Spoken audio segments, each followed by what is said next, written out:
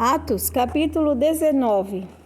E sucedeu que, enquanto Apolo estava em Corinto, Paulo, tendo passado por todas as regiões superiores, chegou a Éfeso, e achando ali alguns discípulos, disse-lhes: Recebestes vós já o Espírito Santo quando crestes?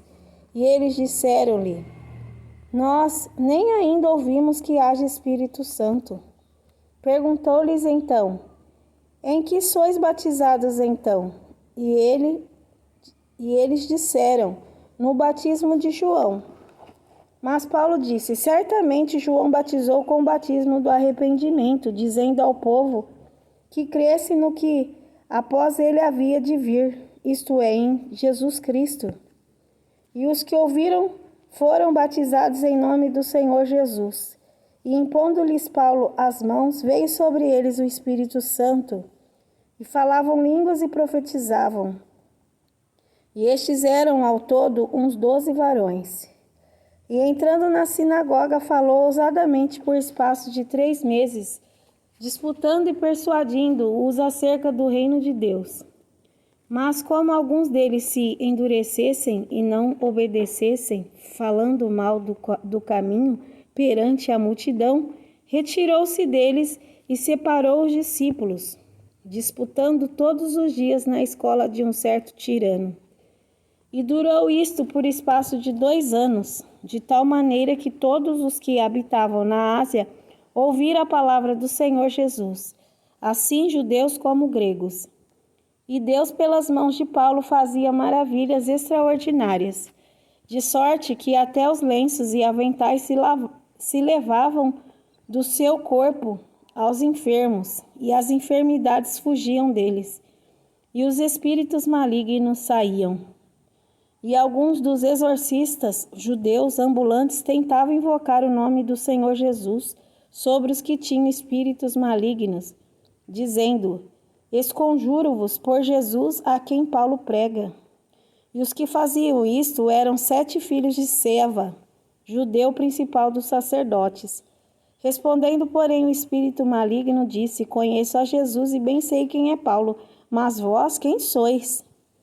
E saltando neles o homem que tinha o espírito maligno, e assenhorando-se de 2, pôde mais do que eles, de tal maneira que nus e feridos fugiram daquela casa. E foi isto notório a todos os que habitavam em Éfeso, tanto judeus como gregos, e caiu temor sobre todos eles, e o nome do Senhor Jesus era engrandecido. E muitos dos que tinham crido vinham confessando e publicando os seus feitos.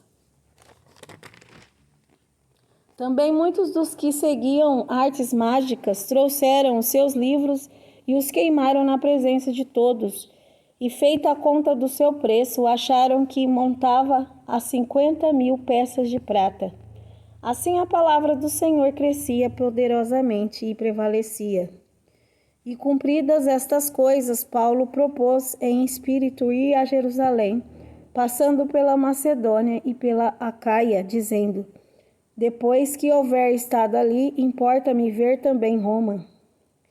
E enviando à Macedônia 2 daqueles que o serviam, Timóteo e Erasto, ficou ele por algum tempo na Ásia. E naquele mesmo tempo houve um não pequeno alvoroço acerca do caminho.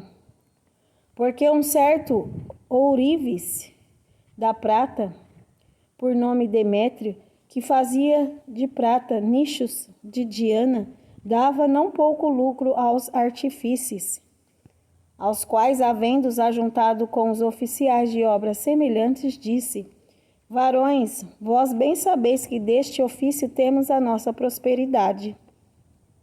E bem vedes e ouves que não só em Éfeso, mas até quase em toda a Ásia, este Paulo tem convencido e afastado uma grande multidão, dizendo que não são deuses os que se fazem com as mãos. E não somente há o perigo de que a nossa profissão caia em descrédito, mas também de que o próprio templo da grande deusa Diana seja estimado em nada, vindo a majestade daquele que toda a Ásia e o mundo veneram a ser destruída. E ouvindo, encheram-se de ira e clamaram, dizendo: Grande é a Diana dos Éfesos.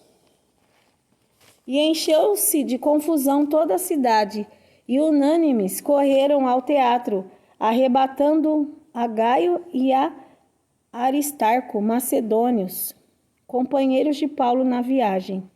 E querendo Paulo apresentar-se ao povo, não lhe permitiram os discípulos. E também alguns dos principais da Ásia, que eram seus amigos, lhe rogaram que não se apresentasse no teatro.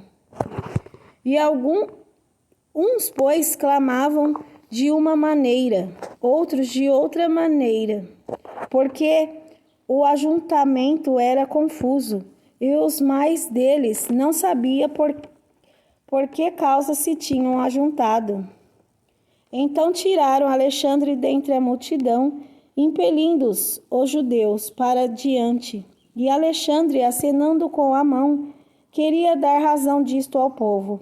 Mas quando conheceram que era judeu, todos unanimemente levantaram a voz clamando por espaço de quase 2 horas. Grande é a Diana dos Efésios. Então o escrivão da cidade, tendo apaziguado a multidão, disse: Varões Efésios, qual é o homem que não sabe que a cidade dos Efésios é a guardadora do templo da grande deusa Diana e da imagem que desceu de Júpiter? Ora, não podendo isto ser contraditado, convém que vos aplaqueis e nada façais temerariamente. Porque estes homens que aqui trouxestes nem são sacrilegos, nem blasfemam da vossa deusa. Mas se Demétrio e os artifícios que estão com ele têm alguma coisa contra alguém, há audiências e há procônsules que se acusem uns aos outros. E se alguma outra coisa demandais, averiguar-se-á em legítimo ajuntamento.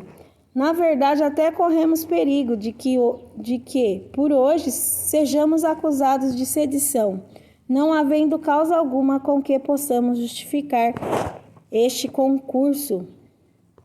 E tendo dito isso, despediu o ajuntamento.